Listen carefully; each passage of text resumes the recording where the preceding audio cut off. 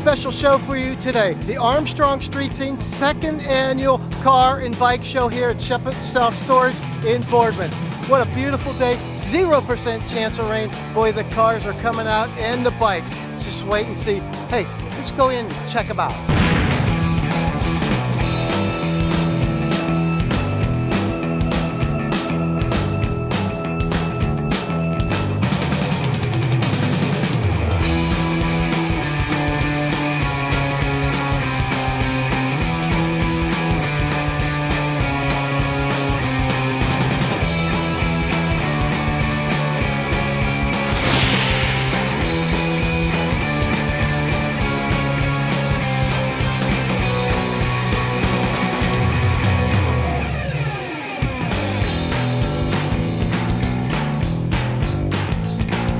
When we're talking the second annual Armstrong Street Scene Car and Bike Show, all our proceeds go to the Second Harvest Food Bank.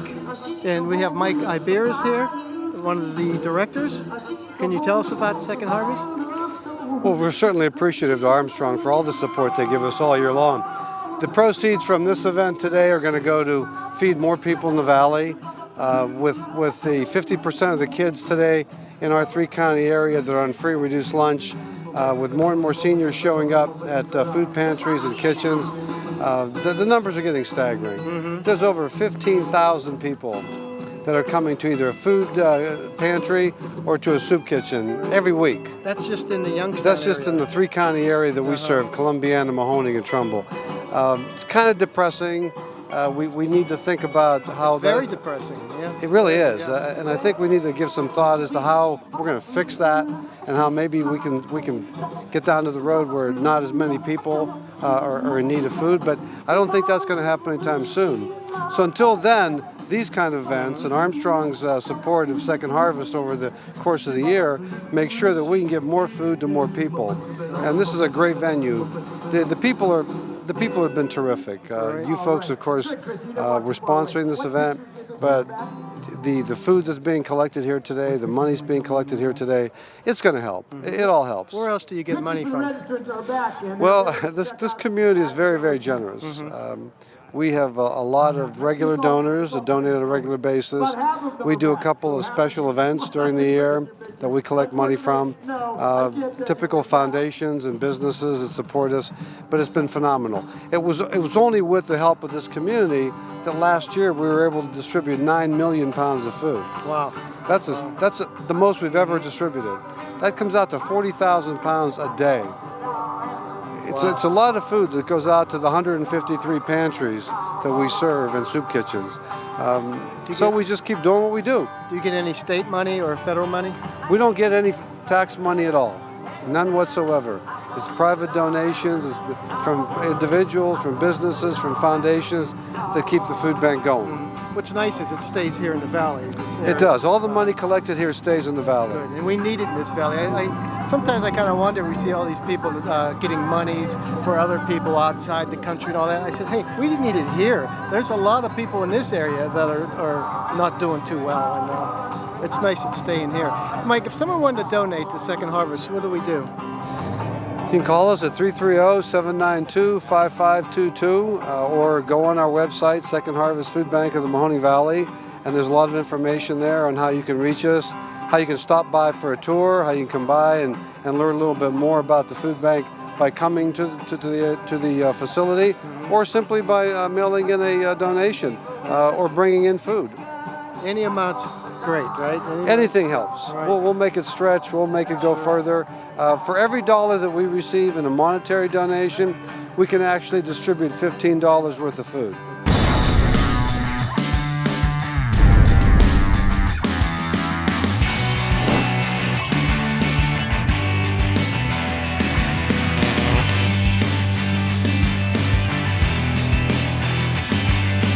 Hello, I'm Doug Dunkel. I manage Snyder Specialty Cars in New Springfield, Ohio. And I wanted to talk a little bit today about the feature car at the Street Scene Car and Custom Bike Show. It's a 65 Mustang. Ford had Holman and Moody commissioned to build 10 of these cars. This is one of the 10. 8 of them came outfitted with a new engine that Ford was working on. They just came out with. It's a single overhead cam 427 Hemi head motor. They designed for NASCAR, and they banned it and wouldn't allow them to use it, or the Chrysler 426, they banned it also. So they got designated to drag use. And these cars, this particular car has a camera motor injected. It would run a 930 ET quarter with straight gasoline and an 870 ET with 25% nitro. It was called the Bat car. At that time, the TV show Batman was popular, so he went with that scheme for the vehicle. The car was driven by Al Joniak. He was sponsored by Ford. Ford had backed 8 drivers for these vehicles, and this was a real popular one with the crowd. It was involved in an accident in '66, and at that time he altered the wheelbase and turned it into a wheel stander, which really the crowds loved at that time. It was all the rage. The car, he really played the part. He was a real showman. I heard that he wore a cape when he drove the car. It had the bat tail lights. Even the parachute had bats on it when it was deployed. Al Joniak continued to race the car in through '68, and then he sold the vehicle to a Ford dealership in New York. They had it for a while, then they sold it, went through a half a dozen owners, and ended up rotting away in a garage somewhere. And a man by the name of Kurt Voigt from Connecticut sought the car out, found it, restored it to this state with the help of Al Joniak and Don Nicholson to make sure it got back as correct as possible. It then was sold to a collector in Southern California, and Mr. Snyder purchased the car in the early '90s, and it's been here ever since.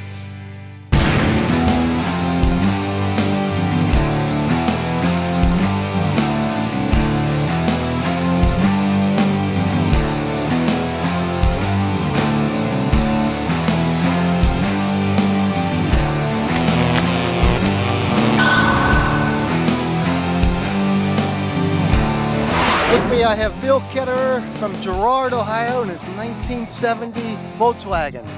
But Bill, I see on here it says Sharon Ketterer. Whose car is this now? It's really the wife's car. I more or less drive it around and chauffeur her around in it. It's really the wife's car.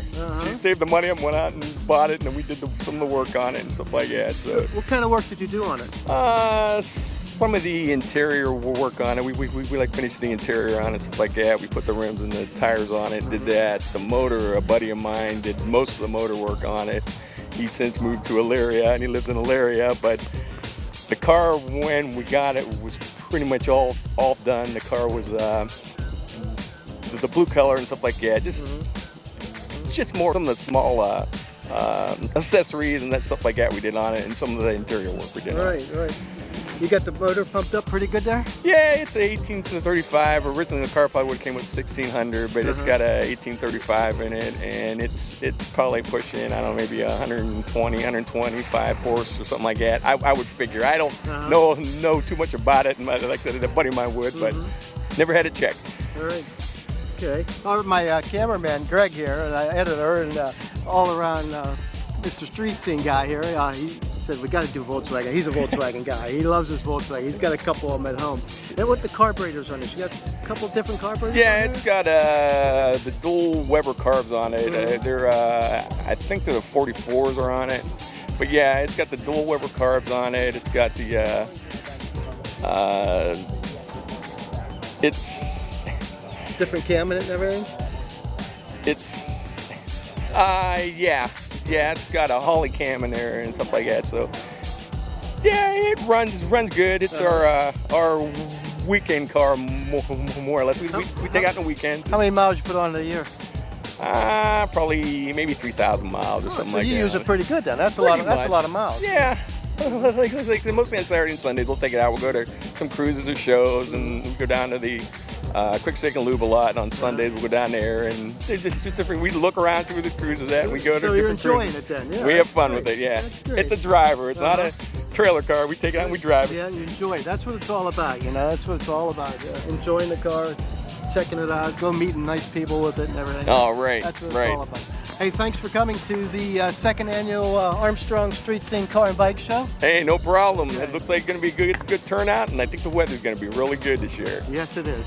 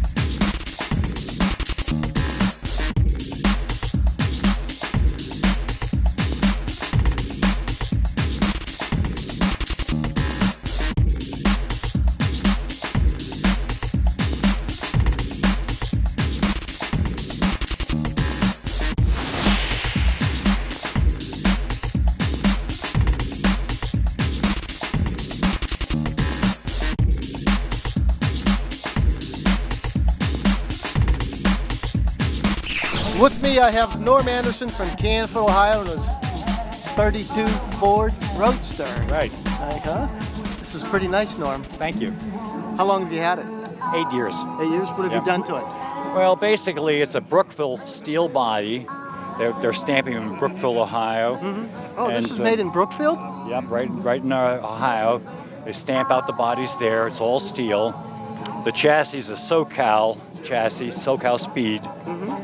The upholstery was done in Ravenna by Portage Trim. The paint was done by Dwight Shantz in Canton, Ohio. And the engine was done by Jerry Dietz of Gerard. He's Crank and Sleeve. I don't know if you've ever heard of those fellas. No. What do you have in here? 327, little small journal 327, 3 deuces with a Vertex mag. Yep, and then it's a 700 R4 transmission that Carl Rossler prepared for me. Mm-hmm. Yep. So that's my 32. It's very nice. Very nice. How's it run for you? Excellent. I love it. Yep. Good. How long have you been had on the road now? About 8 years. On the road 8 years? Yeah. Okay. Yep. Where'd you find everything at?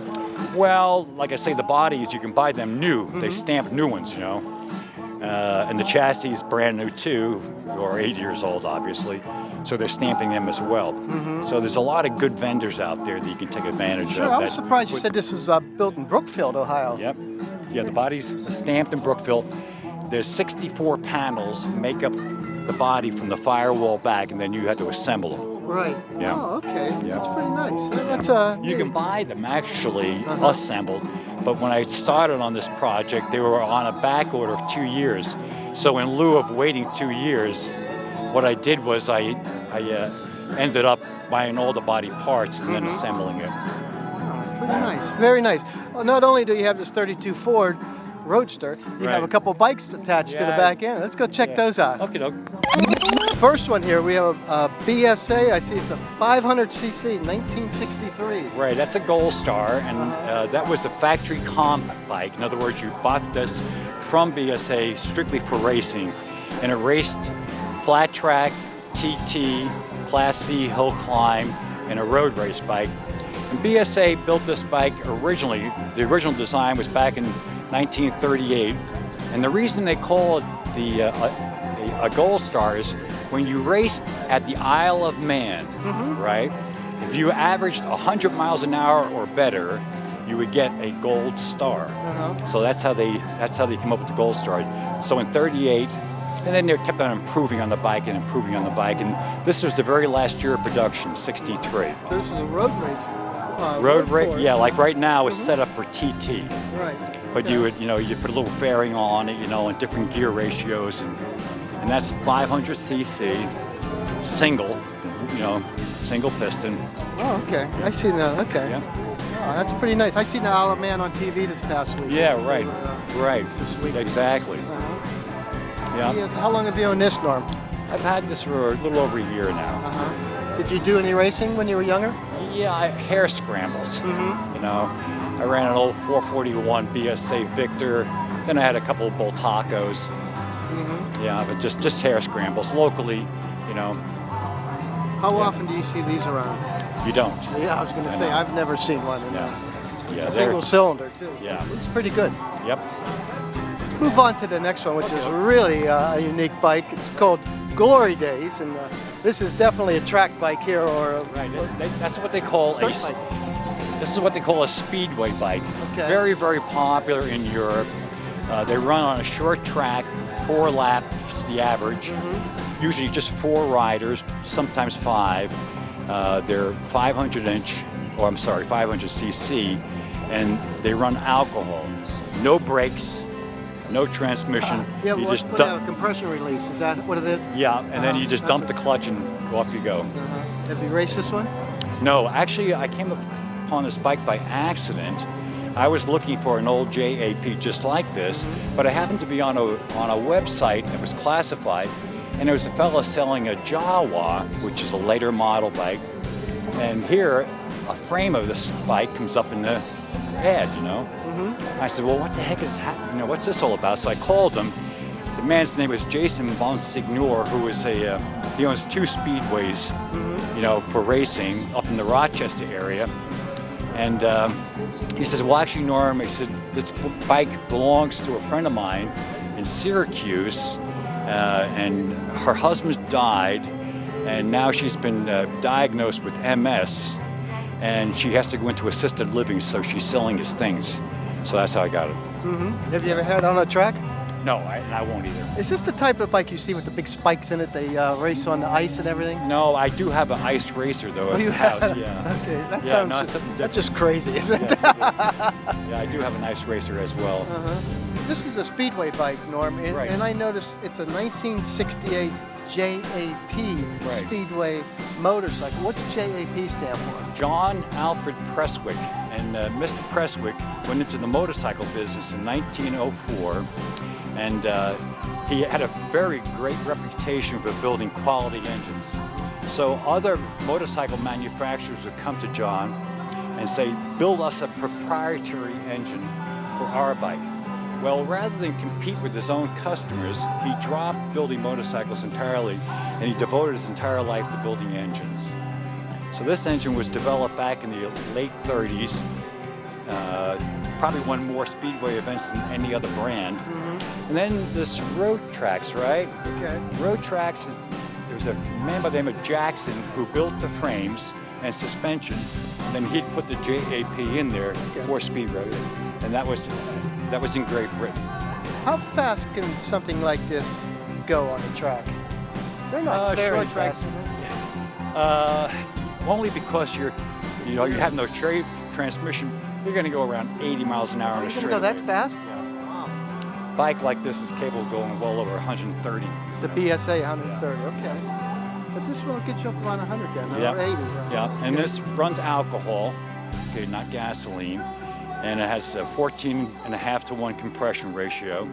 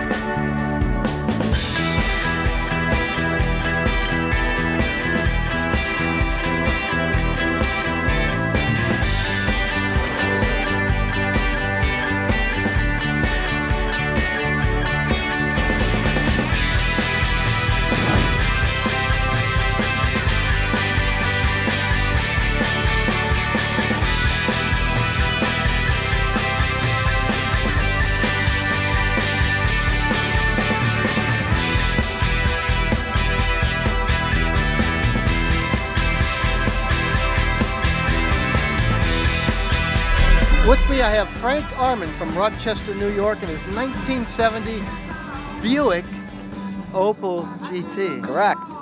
You got a heck of a machine here. Thank you. It's been quite a project. Took me 4 years to build it. It was a unibody car to start with. Had to build a complete frame for it and all the suspension parts, and put a pretty stout motor in it, about 900 horsepower. Yeah, let's check this motor out. Let's open the hood up, and that's the big feature of this car. My God, it's just.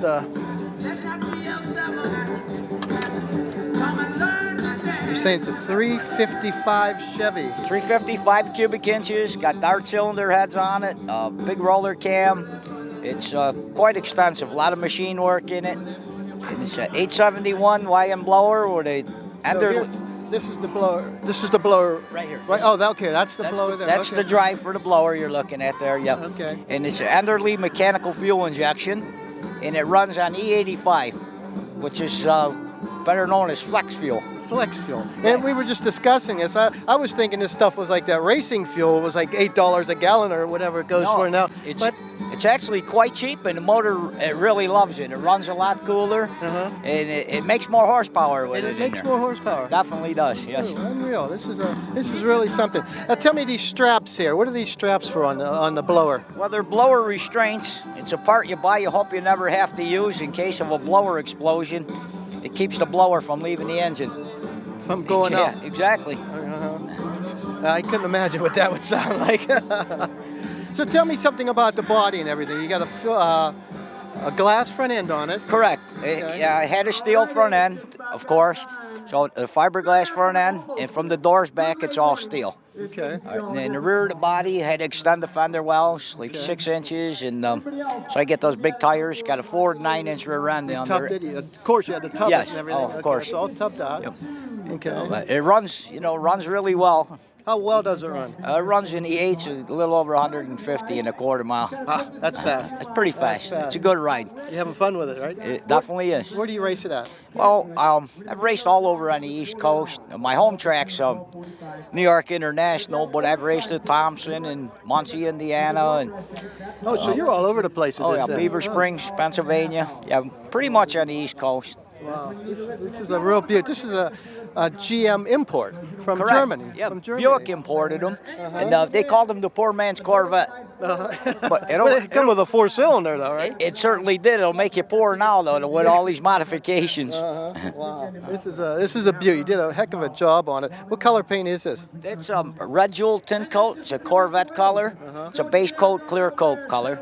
I think the color fits the car well. It does. You just did a nice job. Let me talk about the transmission in this. What kind of tranny you got in this? It's a 400 turbo transmission, Chevy transmission, and it's all beefed up. Okay. It has what you call a transmission brake in it for racing. Which one's that? The one right here? That's the little button on top of the shifter. Oh, okay. Yeah. And what's that do? What that does is when you're on a starting line, you press the button and you just put the gas pedal to the floor, and when you're ready to go, you release the button. So you don't red light.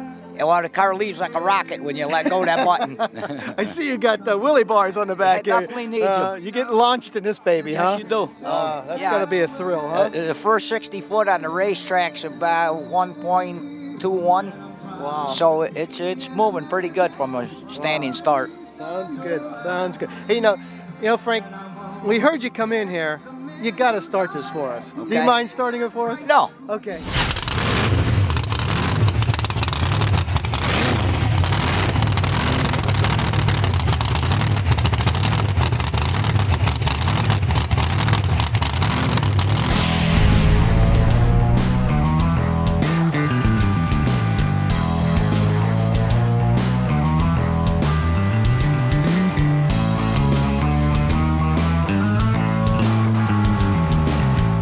Standing in front of a 1997 F350 XLT Ford Power Stroke Diesel owned by Bud Gray from Austintown, Ohio. This is a big dog here, Bud. Yeah, huh? yeah. What have you done to her? Modified the motor, modified the transmission, lift kit, all kinds of extra stuff When you're talking lift kit, show us what you did. I'm not real familiar with this Suspension, the suspension lift, because it used to set a lot lower. You got bigger tires and wheels on it, and as you can see, it's all kinds of modified stuff on it. I made the exhaust, did a bunch of motor work to it, and I do all the work myself. I don't let no one work on my stuff, so. You got 130,000 miles on this? Yeah. Wow. Original paint. Original paint. This is beautiful. Look at it. I'm like, I wonder who. I was going to ask you who painted it, but no, that's original. Original paint. Yeah. Wow, this is nice. Tell me about the engine in this thing. It's probably pushing about 600 horse or more.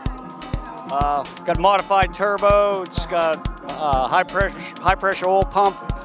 It's got twice the size injectors in it. It's got modified electronics in it. And then just all kinds of stuff. This is a beast. It's a 350. 350 is big as it is, but boy, you pumped up that motor. Wow, that's something. How's it run for you? Great. Great. How fast have you had it? I don't know. The speedometer only stops at 95, so I've had it buried several times. I don't know what. I'm going to take it to Quaker City this summer and race it and see how fast I can go with it. Wow, sounds good. This is great. I'm going to ask you the gas mileage in this. It's probably got to be about 10 miles to a gallon. No, I get probably 12 to 14. That much? Yeah. Unless I put the chip up on the high side, then I probably get 8 on the race mode. So you got it lifted and everything. How high did you lift it? 5.5 inches. So how did you lift this? How did you lift these? Put a suspension. See the leaf springs underneath it? Yeah. Leaf springs and blocks. You just jack it up and I'm not real familiar with lifting trucks and stuff like that, so that's how you do that. And these shocks here, the Nitro 8000, what do those do? It makes it ride better. Okay. A lot better. It's nothing with the lift or anything. It's yeah, it does. It helps with the lift. Okay. So it rides a lot smoother. Okay. And the all stock pumpkin in the front and the back there? Yeah. Okay. Yeah, those are stock. 350. This is a big beast here. What kind of rims and tires you got on here? These are XD diesel rims. Diesel rims? Yeah, they're diesel rims made by XD. Okay. XD series. Yeah. What size are they? 18 by 10. Well, they fit it. You did a nice job on this. How about, did you do anything to the interior? No, it's basically stock. Basically stock, okay. And I put the gauge pillars on it. And I got the chips set up, the brakes set up. Just a CB, I got a really good stereo system in it. That's what counts. I love it. Yeah. You gotta have a good stereo system. I got 10-inch woofers behind the seat. I got 2 amps in there. I'm pushing probably about 1,400 watts per channel. You need it, especially the way this thing sounds. Yeah. You can hear it. Yeah. This is nice. Did a nice job on it, bud. Very nice job. Hey, thanks for coming to the second annual Street Scene Car and Bike Show, and thanks for showing all us your truck here. Oh, thank you. It's a beaut. It's a standout. Yeah, thanks.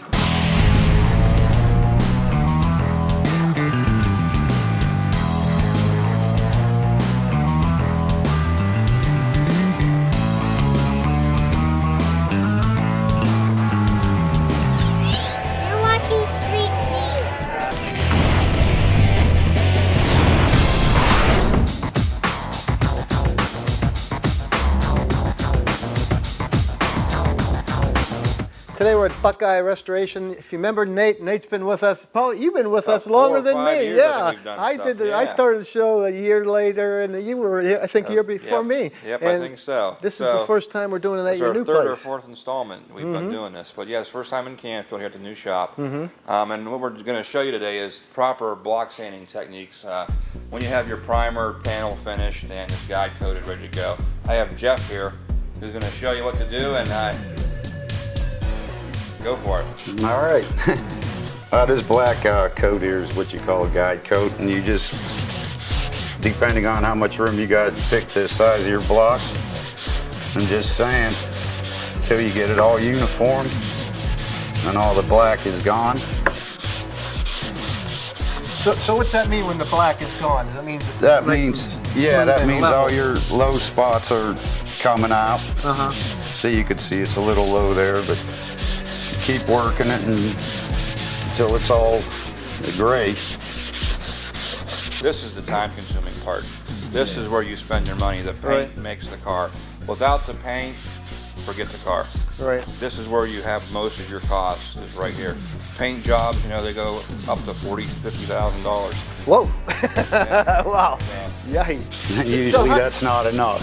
So how do you get to this process right here? Say when you start off, what do you do? Well, it was bare metal. It was bare metal, okay. And usually most of your old stuff's wavy, and you got to put a coat of filler on the whole thing, Okay. block it or down. Or pound it out. You ever pound it out? Okay. Yeah, depending how bad it is. Okay. But yeah, usually you sweep the whole car even, you know, Mm-hmm. with a thin coat, and you know. Then you finish it up as fine as you can, and So you put the black on first, then the primer. Right, what we do is bare steel like this Chevy behind us. Okay. What we'll do is we'll get that nice and clean, and I'll show you a pre-treatment thing here in a second, but we'll get that nice and clean, 80 with DA 80 grit sandpaper, clean it and epoxy prime it, and do the filler work over the whole entire car. And this is what takes the time, is applying the filler, sanding it right, doing this step by step. So paint job, you have the whole thing to paint is the prep. Right. Anybody can paint. It comes down to the prep. I don't know about that. But this is what you pay for. You know, not to scare people about $40,000 or $50,000 paint jobs, but if you want a show quality job, you're going to have 500-600 hours in exterior paint. Wow. Wow. That's the finished product right and there. you can still see you have a little black there, which you got to work in. You got to watch your curves and stuff. And what you want to take it down as far as you can till you just about see it breaking through. You want to use most of the material you can for a thinner film. But yeah, it'd be nice and straight right there. If it's not enough primer, you could reprime it, and then, you know, but this is pretty nice, so it'll be ready to paint. This is 180 here, and then I'm gonna re-guide coat it, go over it with 320, and we'll be ready to paint.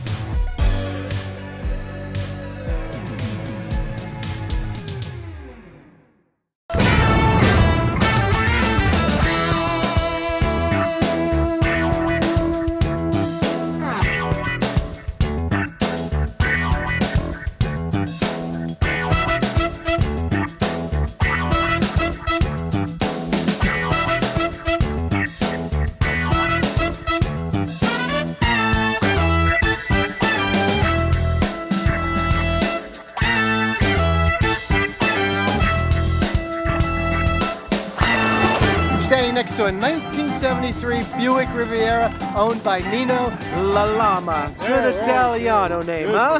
Good. Right from Italy. You were born in Italy. Yeah. Where at in Italy? Pacentro. Right, what? Bruces. North of Northeast of Rome. About an hour. How long you been in the States? 1958 I come over here. I was 7 years old. You were a young chap then. Yeah. Okay, good. Yeah. Sounds good. Hey, Nino, this car is just excellent. I seen this coming in and I go, my God. I said, they didn't make many. They only made this for what, 2 years? Yeah, the 72 and the 73s. But this is the last year they made the motel. This is the 73 So motel. I don't see too many around. You know, I seen one a couple years ago at Boardman Park, but it was from down south and it was all redone. It was nice, but you don't see too many left. I don't know where they're all at. Well, you see a lot of guys now putting big wheels on them and lowering them and stuff like they that. ask me that. I'm not doing that. The Rivieras of the past are like, they just seem like they were always custom built, you know? Yeah. So tell me about this thing. It's got the big 455. 455, yeah. Can we look at it? Yeah. Battery, tune-up, that's all. It's a gas saver, right? It's not too hot. No, when I bought it in '72, the gas was only 28 cents a gallon for high test. So you've owned this ever since the Yeah, I've been beginning? an original owner, yeah. What was the price?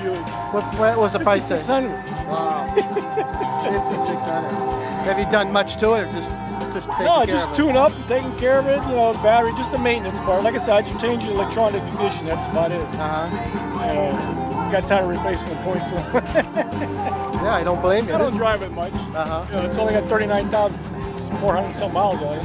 She's a beaut. Let's check out the interior in this thing. It's huge. It's huge. Yeah, everything's original. Green on green. Man, I don't even sit anybody in the back seat because you can see it. There's no rugs back there. Should have bought a new one for the front. I got a hole in it. But everybody says leave it original. Yeah, heck yeah. That's when they're worth the There's most. some scratches, you know, car and stuff. That's part of it. That's part of That's it. what everybody says. You know, they didn't want too much money to repaint it. You know. Right. So Oh, it's it doesn't need all repainting. original paint. Mm-hmm. I try to keep Back, this the nice. fastback, the window, that's second year. This is the last year of it. They stopped making them after that. Yeah. Got a huge trunk. With a couple dead bodies in there, huh? Oh, yikes. Yay.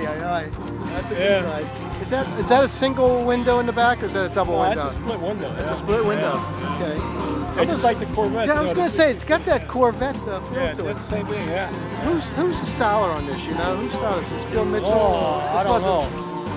The other, I'm trying to think of the other guy right now. I can't think of him. If I never break that window, it'd be hard to find that thing. Yeah, I'm sure they're out there somewhere. You know, they probably wanted a lot of money. This is a beautiful car. Thank Beautiful car, Nino. Thank you for sharing it with I us. appreciate Thanks it. for Thank you being very at the much. second annual Nice meeting you. Armstrong Street Scene Car and Bike Show. All right.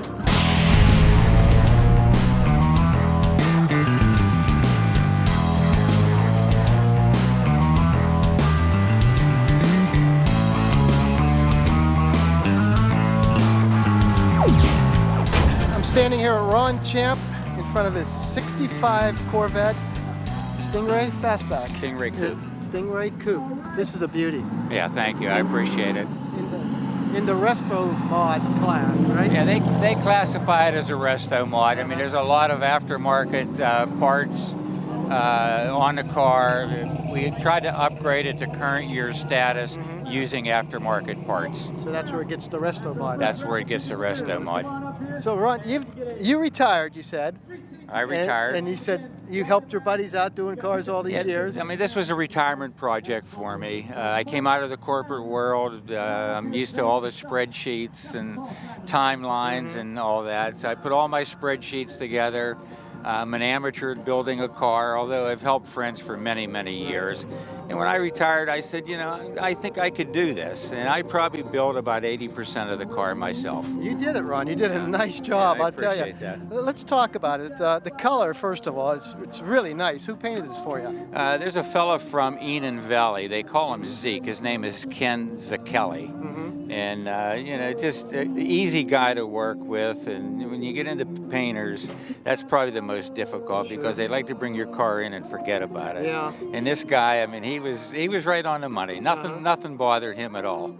But you told me this color is a Ford color? It's a Ford color. Ford on a Chevy, huh?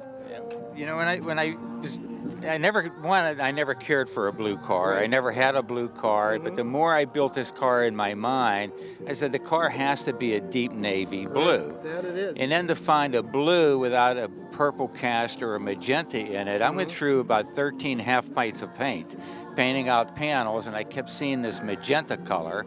And then all of a sudden I saw an 02 Ford truck. And I said, that's the blue. And sure enough, we painted out a panel, and I liked the results. And obviously we shot the car in a Ford color. It's a beaut. If you could get this on a camera, Greg, we have, the stripes on it. They call them the ghost stripes. Yeah, they call it a ghost stripe or a shadow stripe. It's something a little bit different, I didn't even notice it until you pointed it out. And I said, wow, there it is. It's just really subtle, just nice touch. I've had friends that looked at this car for 3-4 years, and all of a sudden they'll notice the shadow stripe. Yeah. They said, you know, you need a kicker. I mean, I don't have anything against black interior, but the more I thought about this car, something should grab your eye. Sure. It would grab your eye more than lipstick red interior. You got it. Is this all stock, like the seats and everything?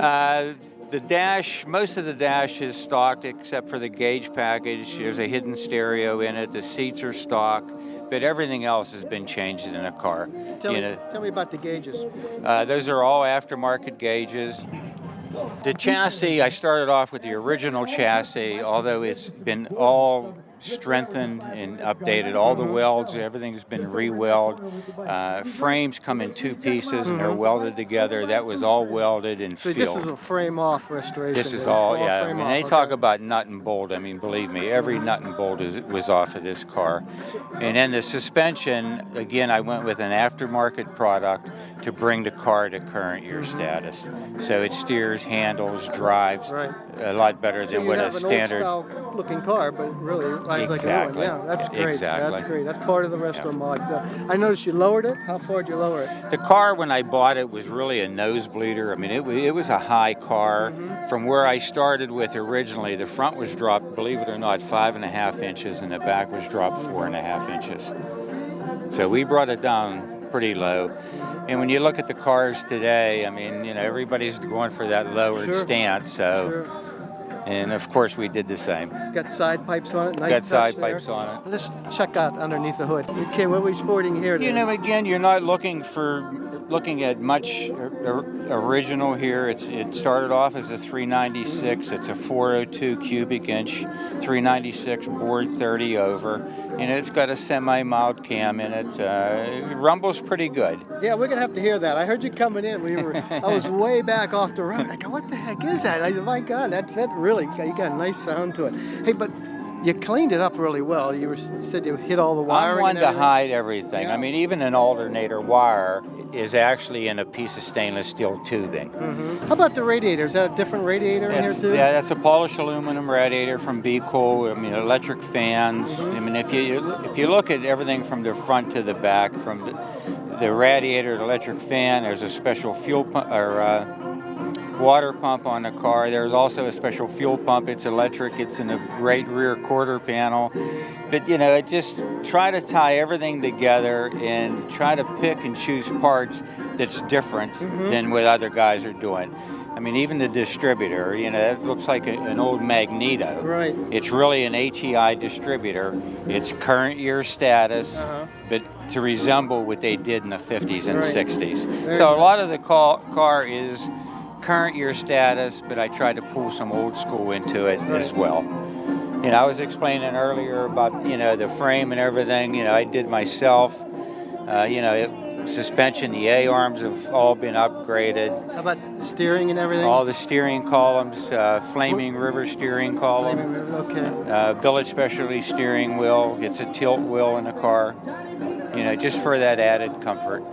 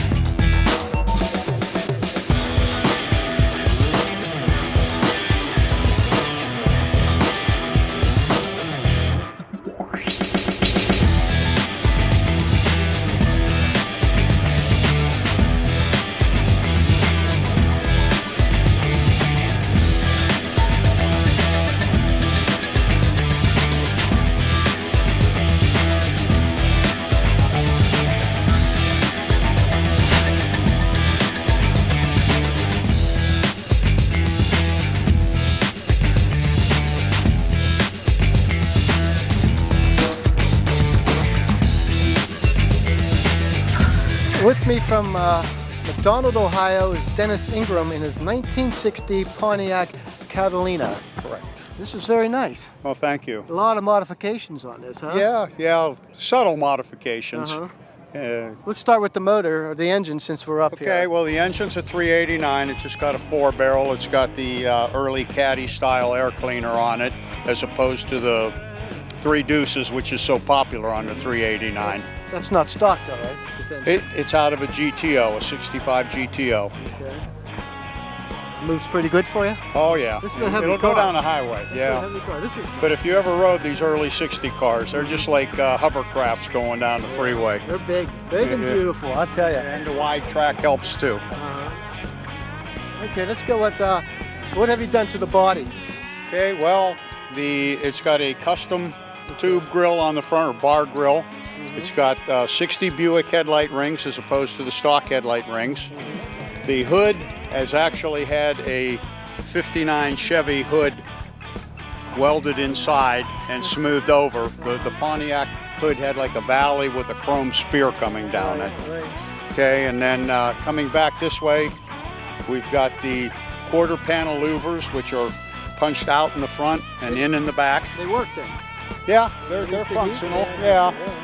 And the interior is pretty much custom except for a stock dash. It's got 59 Plymouth Fury swivel buckets, and the rear seat is rear seats out of a mid-60s Grand Prix. And you said this is how old, the interior? The interior is about 28 years old. It was done by Jerry Ambrosi in New Jersey. It looks nice even 28 years later, huh? Yep. I would never touch it. One minor tear.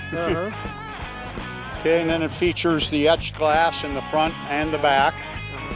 And then we go back around, and the parking lights have been removed. The gas filler's been moved into the trunk. The tail lights have been shaved and tunneled in, and they're 56 Chevy Bullet tail lights tunneled into the body. I see you removed the door handles and everything, shaved? Yeah, okay.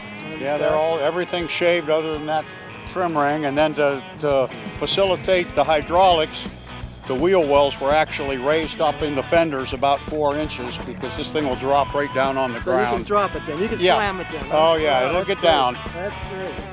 So what you did with the chassis and everything, is everything pretty much stock on it? It's pretty much stock.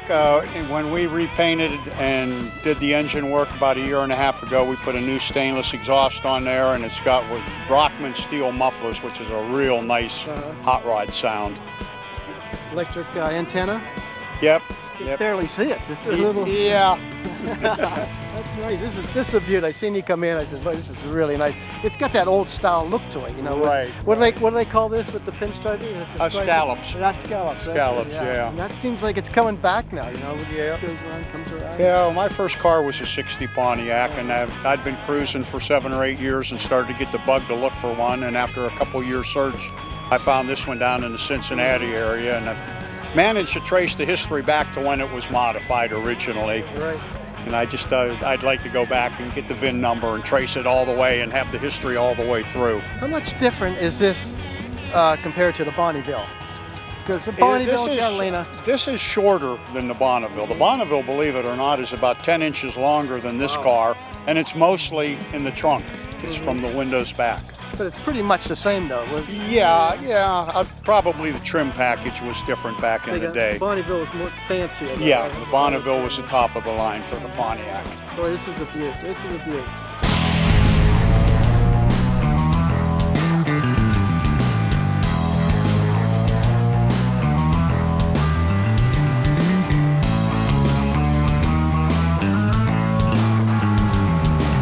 I have Wayne Morlock here from Boardman, Ohio in his 1972 Mercury Capri. Right. Wayne, we don't see many of these at all. My God, we come in here and I go, look at this. And Greg says, look, it's a Capri. And it's like, huh?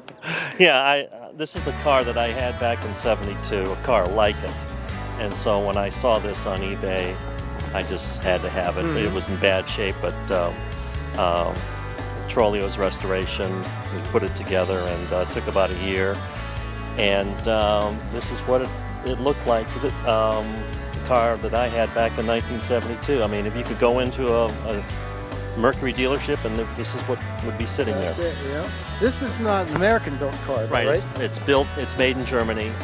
I believe that it has a Pinto engine, the same. It's a 4-cylinder with a 4-speed. This is a sister to the Pinto, then. Right. So, right. I have a Mercury Cougar, so the Mustang and the Cougar are sisters, and a lot of the parts are interchangeable. From what I read, Ford didn't want to put it in the same showroom with the Pinto. So that's why Mercury. I think it has a better name than the Pinto. Anyway, Right, yeah. The Pinto through the years, you know, that wasn't too good there. Right. So this is what that's why Mercury sold these. So how about we look under the hood here and see what we got?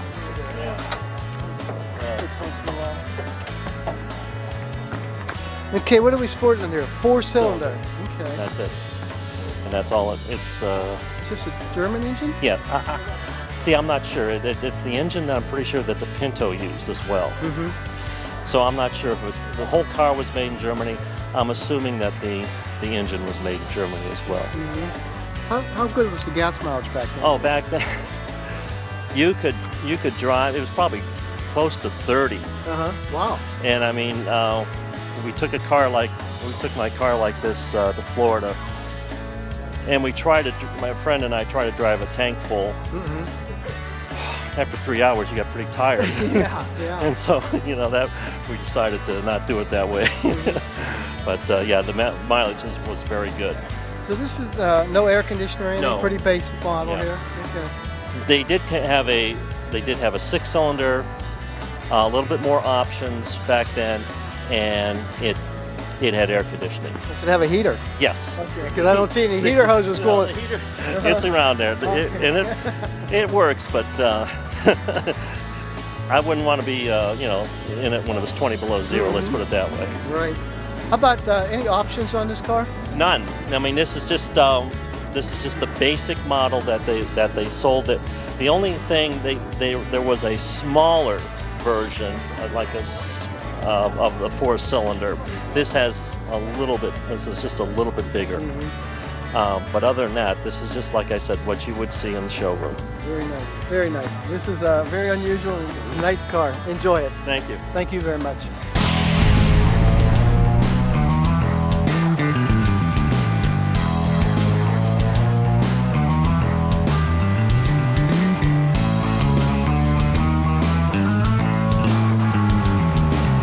Hi, I'm Tyler Milk and I'm watching Street Scene.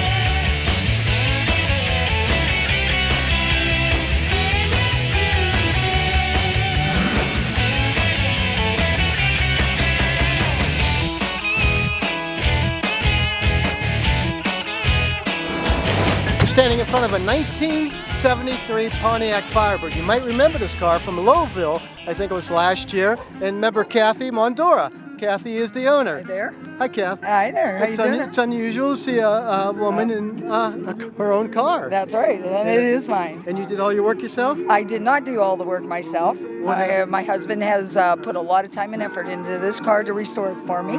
It's been sitting for the last 30 years under covers. What have you done to it? It's been a full body restore. It's the motor is the original Pontiac 350 small block, number for number. It matches the car. Everything about this car is the original color, everything, the whole scheme, everything is the same as it was the day I drove it. How about the chassis and everything? The chassis, okay. Now you're gonna get me on that one because a lot of the undercarriage and it's been changed and updated. I just put there's new Flowmasters on here. So it sounds really good. It does. It's very throaty going down the road. I had glass packs on it. Back in the day, I had side pipes on it. So, some lady just came over and asked me about, where's the 8-track? And I said, we just pulled it out and we brought it into the 21st century. Yeah, I forgot about this. This is 8-track country. Yes, right? it is. It is. Yeah. It is. This is very nice. Well, very nice. And we were down at Louisville last year and we picked you up and you did one of our bumpers for us. I did. And what did you say? You're watching Street Scene? I was watching. I was watching Street Scene, and a lot of my friends saw. I did the promo, and then they saw the car, and then they went wild. They were like, "Kathy, you're on TV. It was really nice to see. And the cars are just gorgeous in this area." So tell me, Kath, how did you get into cars like this? I have 2 older brothers. My husband is a motorhead. He used to have a '66 GTO Mopars. I went to Wilson High School. So when you sat in Motorhead Lane, you saw all the Camaros, Firebirds, Mustangs, and I said, one day I'm going to be in there.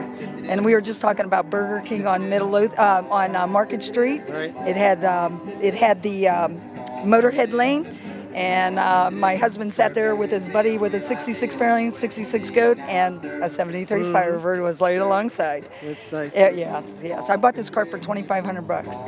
How long ago? Back in 1978. So you're the second owner? I am the third owner. The first owner, we don't know who the first owner is. Second owner was a man named Tony Sugar from Youngstown. I think he worked for the Schwabels company. I took him. This car was sitting in Quaker Steak and Lube in Austintown up on the rack. It was highlighted for, they came over and asked me if I wanted to put it in there. And I said, I have a typical Pontiac leak, so I have a seal. And he said, don't worry about it. A lot of notoriety. A lot of people were impressed to see it up on the rack there. It was a nice, I think because I'm a local girl. Right. I'm born and raised Youngstown, went to Wilson. So a lot of people like the fact that when you're from the area and they see you, it makes you feel good. It makes me feel great that this was done, by Rick Mondora for me. And it was actually a birthday gift, actually. And to see it back on the road and put the tunes in there. How many miles you put on this a year? I try to keep it down. I don't even think I average 3,000 miles on it. But you still use it, though. I do. I took it to Bedford, Ohio, to a cherry festival car show. Right. Beautiful. It's like being at the Trans Am. That's my goal, is to get to the Trans Am's Nats. Because up in Dayton. It's all Pontiac's Firebirds, and you'll see 70 of these sitting. Beautiful, but they're all unique in their own ways, which is nice. I love the car. I would never. Everybody asked me if I'd sell it. I'm going to put a ridiculous. I've had offers. I said I'm just going to sit there and listen to the ridiculous, and somebody's going to come over and say something really crazy off the wall. And then I'm going to go, okay. Everybody's got their price. Yeah. I just keep mine locked inside me so nobody knows.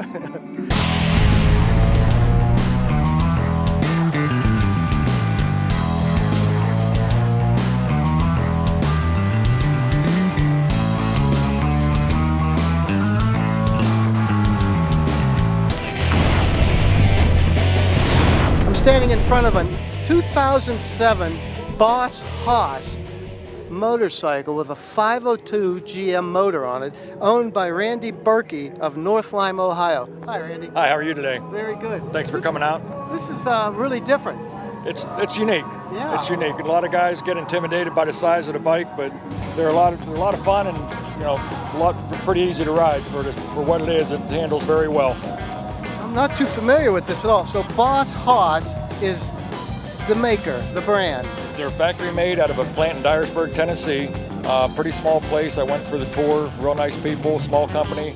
They ship the bikes all over the world. This happens to be the 2007. It's the last year they put the big block 502 motor on them from the factory. There's still some custom made ones out there, but this is the last year for the factory bike. Again, it's just a lot of fun and it's different. You don't see a lot of them. Sure. I couldn't imagine 502 engine on a motorcycle frame. Yikes. So how long has Boss Hoss been around? They started making V8 bikes in 1990. They started selling them as kits. For the first 3 years, you could go to a bike show and buy the kit to put the stuff together yourself. And then probably about the mid-90s, they started putting them together from the factory. Mostly all small blocks. They had the ZZ4 and then a 355 horse small block, a standard small block. And then in 2000, they started making the big blocks. So that's what we have here. Exactly. 502. 502 cubic inch, 502 horsepower. GM crate motors. Most of the guys are familiar with them, and sure. I mean they're rock solid. They made the big block from 2000 to 2007, making I think about 469 total. So it's pretty rare. You don't see a lot of them. Sure. So when you order something like this, can you get them all painted up like this? Or? It's possible. When they ship them from the factory out of Tennessee to the dealers, they come with no body work on the bike. Okay. They put them together enough to get them running with like a small gas tank between their legs. And then they ship the body work separate to the dealer to paint how he wishes or how the customer wishes to have the bike painted. So when you're talking the body work, you're talking all the fiberglass and everything? Everything is painted. The shroud, the fender, tanks, rear fender, everything. Okay. There's also a back seat that goes on the bike naturally you got the foot pegs there, but I prefer to leave it like this. I think it looks better without the passenger seat on it. You ride it alone. And it's got I'm sorry to interrupt, but it's also got a factory-made, special-made 2-speed automatic. Has reverse, which helps a lot because it is a heavy bike. But it's a very easy to ride. Very easy. You ever dropped it? Yes, I have. One time I was backing out of the driveway and hit a hole, and it went over. It's actually easier to pick up than my Harley-Davidson is. Wow. So you ever get this tuned up? Who would tune it up for you? The GM dealer? Or? Actually, the GM dealers really don't want to work on them. And actually, the motor came with like a 12-month warranty, unless it was, and it says on them, unless it was put in a motorcycle. So unless it was put in a motorcycle. Right. And there's no factory warranty at all. But I did have a couple small issues, a small oil leak, but the dealers fixed it on their own. I mean, the dealer network is very supportive. What would be the difference, in a motorcycle and a car? Why wouldn't they want a warranty? If they want to change the air cleaner in a car, they open up the hood and pull the top of the air cleaner off. This, you got to move the gas tank and everything else. There's a lot of stuff that's related to the motorcycle, not the motor. Okay. So, I mean, naturally they know the motor, they just don't know the bike. So, but it's unique. That's what I like about it. I see you have 120 mile an hour. That's first gear. It'll do about, like I said, it's got a 2-speed, cruising around. First gear's good for 50, 60 miles an hour. And then second gear is like an overdrive. Lowers your RPM down. It's nothing you want to hot rod in second gear, but I've had it up to where it was a little bit past 120 and it's real comfortable. What's top speed on this? I have no idea. No idea. Don't want to know. God, I tell you, 502. I can imagine this in the car, the top speed would be. What's this weigh, I think it comes from the factory. They claim 1,300 pounds, but I believe that's dry weight, so I'm assuming around 1,400 pounds. But again, it's easy to ride. It's balanced real well. Again, it's easy to pick up, but it's a lot easier to ride. I think if a lot of more guys weren't so intimidated, there might be more guys riding them. It's a head turner. It is, and that's what I like about it.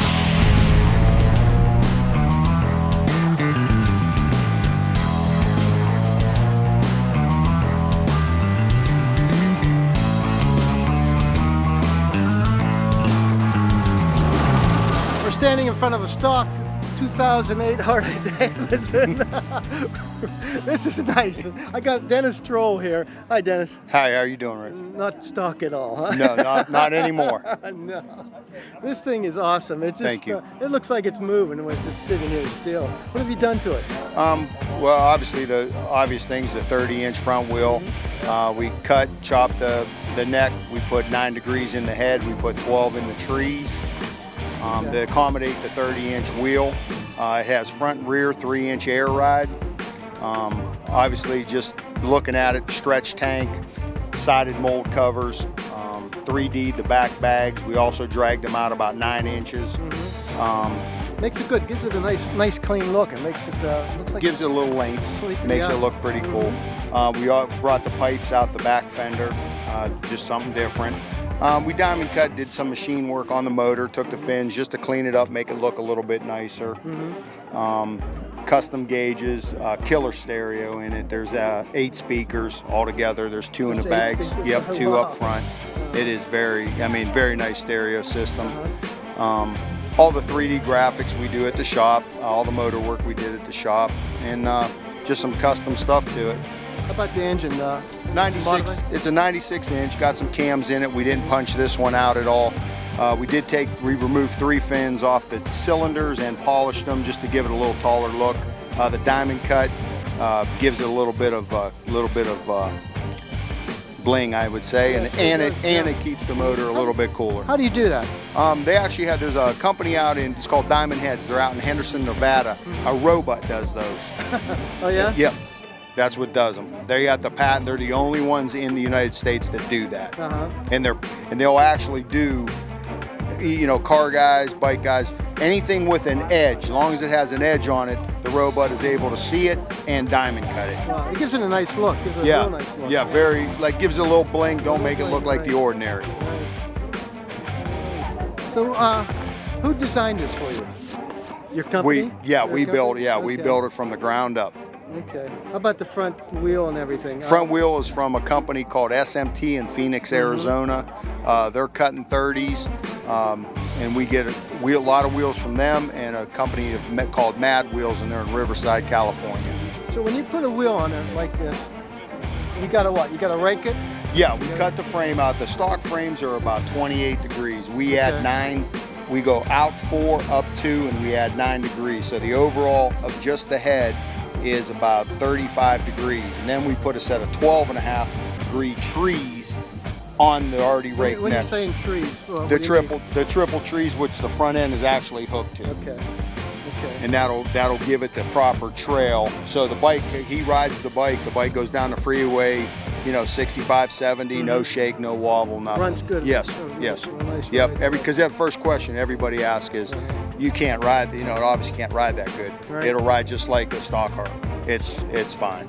It's a head turner, I'll tell you. Thank you. This is beautiful. Thank you. I've never seen anything like this with the 30-inch front wheel. Very like that. big now.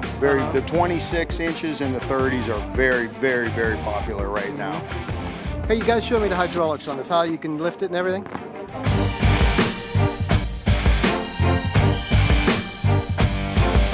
So when you're riding, you're up. Yeah, when you're riding, you're up. What if you don't put it up? What happens? Nothing. I mean, you can still ride it, but I mean, you're going to be frame against frame in the back. Right. The front still has a little bit of suspension, but what I'm afraid of is sometimes I don't want the fender to come up into the fairing. So this system here, this lift system. There's 2 air pumps inside this Okay, panel. you have your own battery, put a separate battery in Nope, there? it No, runs it's off all- the bike. Yeah. Okay.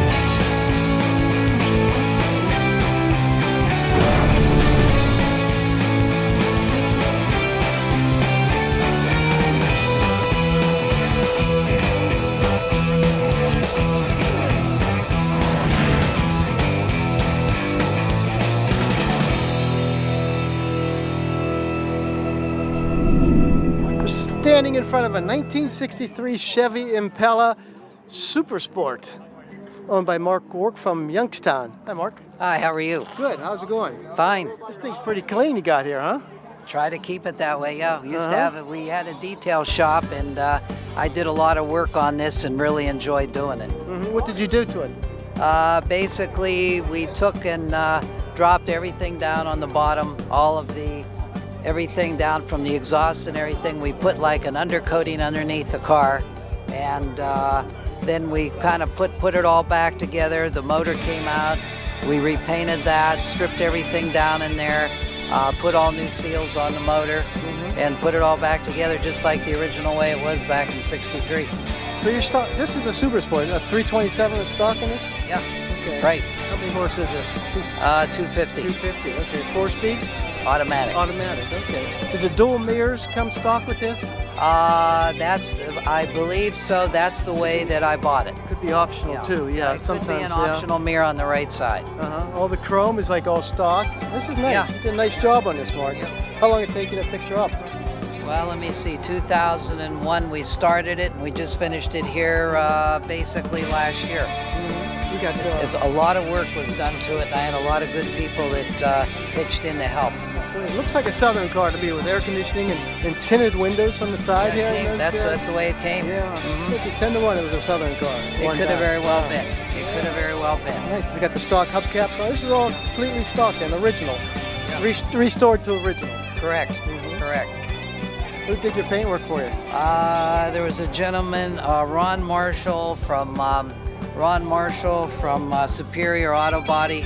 I worked with him on that, and then another gentleman helped me out with some touch-up work that he had to do after we got the seats and everything. There's a few little chips here and there. His name was Bob Schwam. He has a restoration shop right behind the Fab Limousine Company, and he is fantastic. He did a lot of touch-up work, adjusted all the doors for me, did a lot of adjustments, and redid the dash exactly like it was back in '63. Right, looks good. That's what, turquoise interior? Aqua. Aqua? Aqua interior. That's nice. That's real pretty.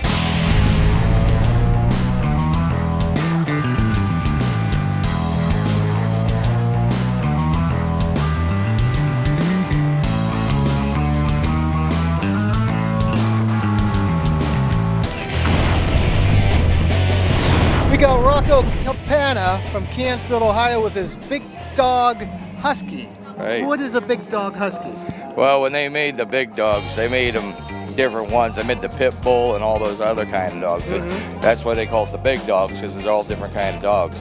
They made this one in 2001, and it's got the 107 engine in it. What's the Harley engine? No, it's an S&S motor. Oh, okay. It's an SS motor. So this isn't Harley at all, then? No. Okay. No Harley. Okay. All American made. All American made, yes, sir. And Tommy, his name's Fat Tommy, he did some work on the bike, and he made it run real smooth and everything, got it going really nice. Had a few problems, and he took care of it, everything. And I've only had it now for about 6 weeks to 8 weeks. I got it. Bought it of a guy that was going to service. The rims, those were made in Sturgis. The rims were made in Sturgis. The bike was built in Florida, Pensacola, Florida, and they made these, and they stopped making these after '01. They only made them in '01, and yeah, she rides real good. She's my baby, and my wife. We just got married on June 4th, so I can say hi to my wife, Christy. How you doing, Christy? I have it all original right now. So how popular are these, the Big Dog brand? You know what? I'm not familiar with it at all. I am not sure myself. And, you know, I do know that Big Dogs, I think, went out. I was told they went out of business, and what it was the guys who were working there still got them going. So they took over on that. That's what I was told. You know, believe it or not, I've only had her up to 50. I don't believe it. I don't believe it. I don't believe it. You don't believe that one? All right. Idling it. Well, there might be some officers watching right now, so yeah. I see the speedometer goes up to 140 here. Yeah, well, yeah, it says that, so. But we'll keep it at 50 is the highest I've been at, especially when I'm going through Canfield. You know, I got to let those guys know I can only do 35. Nothing's interchangeable like with Harley or anything like that. Well, they say it is, but Because it looks like a Harley engine to me. And I'm yeah, like, right. And no, it's an SS motor. You can see like on the key area where they got it says Big Dog on it too, and it has it on the primary cover too.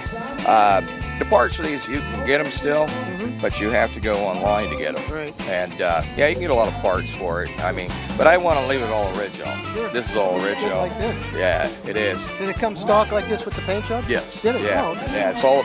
This is all the way it came when it was first purchased in 2001. These bikes went, I think it was $20,500 for this bike here. Unfortunately, I didn't pay that for it, so I got lucky. Rocco Jr. Cabana, he just got back from the Air Force. Oh, great. So Where was he at? he was up in Texas for basic, and he's out of the 910, and he's back in town now. That's where Ravenna? Yeah, in Ravenna. Good. So that's where he left from. Good Yeah, that's what I say too. How old is it? He's 20 years old. So I want to say hi out to my son Rocco Jr. Good luck to you, Rocco.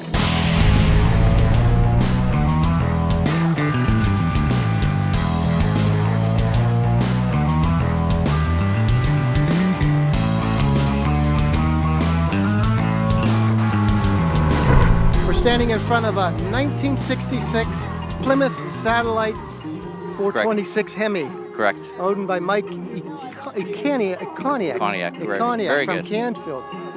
This is pretty nice. Thank you. Thank you. It's all original. Got that big Hemi in it too, huh? Yep. It was the first year for the street Hemi. I was wondering, it's not unusual for the Satellite to have the Hemi in it? That's pretty common? It was. Most of probably the Hemi cars were Satellites, yeah, Okay. because it was at that time it was the top of the line car. It was the year before they made GTXs, and you know. Okay, that's what I'm used to Right, seeing them in the right, GTX. yeah, Right. right. But the next engine down from this was the 383. There was no 440 or anything. Let's go over this thing, check it out. What do you? Just tell me about it. Like I said, it's an all original car other than electronic ignition. That's the only thing that's been changed. And the master cylinder, I just changed that because in '66 they still had single line master cylinders. And it just, I don't know. Yeah, you're safer with the double one, yeah. So I wanted to, I redid the brakes and everything. I wanted to change. I said, well, now's the perfect time to do it. So that's what we did. We changed it. That's a good so it's safety. basically 66 and 67 body style is exactly the same. So everything fits. Anything that fits a 67 will fit on a 66. It's a 4-speed? 4-speed car original. How's it run for you? Pretty good? Yeah, it's 354 rear end. All original? All original. But not the original paint. Not though. the original It's paint. restored to the original Right. style. Okay. Right. Yeah. Where's this car out of? Originally Maryland. This car came out of Maryland. And where did you get it at? I got it at Mecum Auction in Indianapolis. Oh, okay. Yeah. Oh, that sounds neat. How was that? Oh, fabulous. If you ever get a chance to go, you got to go at least once, especially Indianapolis. That's like their biggest muscle car auction. Did you know you were after this car when you went there? Yes. You did? You Yeah. you went there specifically for this, or are you Satellite 426? No, specifically for this, this car one, because okay. of the original color. I mean, because of the, not the original paint, but the original color and everything else, you know. You sound like you own other cars besides this. Oh yeah, I've got a 67 440 GTX. Okay. Same color as this, yellow. I originally had a, back in '66, I had a yellow Satellite like this, so I got another Oh, so one. yellow's your color. Oh, but yellow's my color, yeah. And you love my Cougar down there. It's yellow too. well, I thought, was that yours? Yeah. Oh, very nice, very nice. Now we have, my wife has a, I have to say it's my wife's car, 'cause it's in her name. She has a '68 Hemi Charger. Oh, okay. And I also have a '42 Chevrolet Street Rod. So. Sounds nice. 42. 42. Good. I haven't even had that one out this year. Oh, you're playing with this one now. This is your new toy. New toy, This is right. nice. I'm not going to ask you what you paid for it, but I'm sure it wasn't. It was a good price. Yeah, we'll just stop it at that. right. Yeah, it was a fair price. I wasn't looking for a show car that you're afraid to drive it. I want something that was more of a driver. When you were bidding for this, okay, was the owner there? Can you talk to the owner? I talked to the owner way before that and everything. Okay. Yeah. Okay. He was right on stage when the bidding was going on. Did you get into any kind of a bidding war? There was only one other person, and I stopped, but my wife said, "Let's go one more." And then you got it. And I got it. So. Which is probably pretty easy to do, especially if you want something that bad. Right. And somebody else wants it really bad. Exactly. That's why I didn't want to get into, and pay a lot more money than I really wanted to for it. And like I said, I think that's far enough. She says, "Come on, let's." One more. I said, when the wife's telling you, I say, "Oh, okay, that's pretty good." That's like giving me a blank check, My wife would be going, "No, that's too much." So we ended it there, and we got the bid. So yeah, we're happy with it. It's a nice car. Nice original car. It's a Buick. Yeah, original. The interior's all original and everything. So nothing. Well, enjoy it, Mike. Thank you for sharing. Thank you very much. And thank you for coming to the second annual Armstrong Street Scene Car and Bike Show.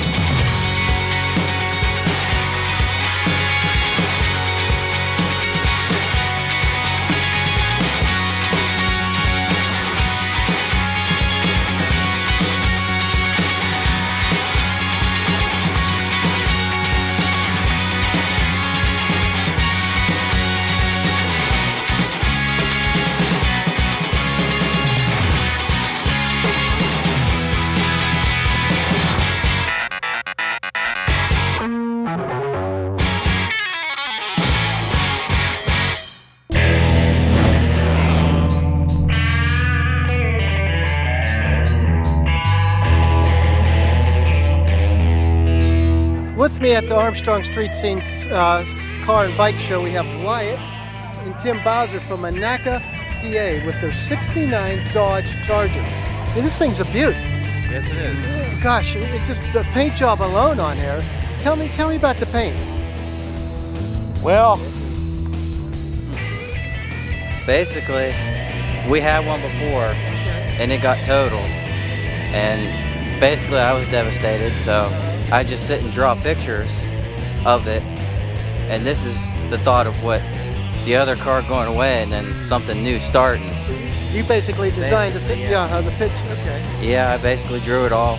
It's all out of my head, the skulls and everything. Did you paint it too? No, I didn't paint it. I didn't learn that till later. Did you paint like that? I'm working on it. Who painted this for you? A guy by the name of John Podolak from, he works out of GIS Automotive in Glenshaw, PA. Tell me what he did to it. How much paint you got on there? How many coats you cleared? What kind of paint? It's their own. Their own blend of paint. I'm not custom black. I'm not sure how much clear they used on it. Yeah, it's their own custom black, their own mix of clear. So it's a mirror basically. Right, yeah, it sure is a mirror. I'll tell you, it looks like someone just poured it on you. What a great job.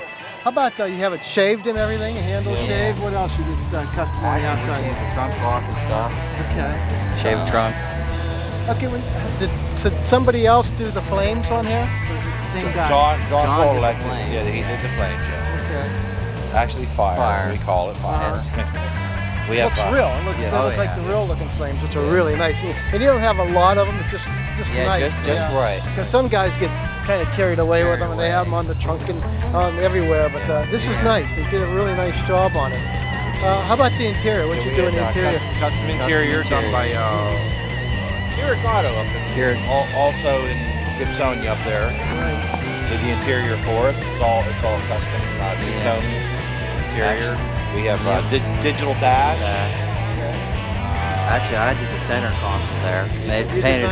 Actually, I painted the console myself. From this car, you totaled the first one, right? Right. And you said there was something left from the first one you put on this one. Yes, sir. The trunk lip was the only panel that was salvageable from the other car. And the guy that did the work for us did a mural on there for us. It has the date of the accident. And it was the only panel that was straight on the other car, so he did this as a memento to the other car. So we carried it on to this car when we started. So what happened with the first car? We were coming from a show. Local show down our way. Kid come off the highway, flipped the front end of us. We got shoved in the other lane, hit head on. Everybody all right then? Yeah. We had to get life flighted out, so it was pretty devastating. But yeah, we pretty much were okay. There was a lot of recovery. A lot of recovery, and this was our recovery. We had to get back in and start over. Yeah, and it was very hard getting back in at first. That's for sure. Yeah, it scares you. Yeah. What do you got? What are you sporting under here? This is 318. It's also had some work done to it. We have fuel. It was running fuel injection. Actually, the gas tank's custom. The fuel pump's built into the tank. Just like a modern fuel injected car. So just a modern conveniences is what we wanted to have with it, so we can get in and drive just about anywhere. This is no trailer queen by no means. We drive this car. Good, that's great. That's you're having fun with it. That's fun. Once in a while you'll get a nick on it or something. Oh, yeah. Hey, you're having fun out of it. That's what it's about. How about the chassis and everything? What have you done to that? It's had frame rail connectors and stuff put in. Frame under this. It's full frame under it. Suspension's mostly stock, but it's just had the connectors for strength because these were unibody cars. Right. Because the other one in the accident, it buckled and twisted. We couldn't have saved it. So basically, the only thing you saved from that other one was the trunk. That's it. A few odds and ends, but this one here we went further. I mean, we shaved the handle. We just like the shaved handle look. Yeah, it is clean. Yeah. It's just everything's for black. You have to have it straight, and this thing is straight as can be.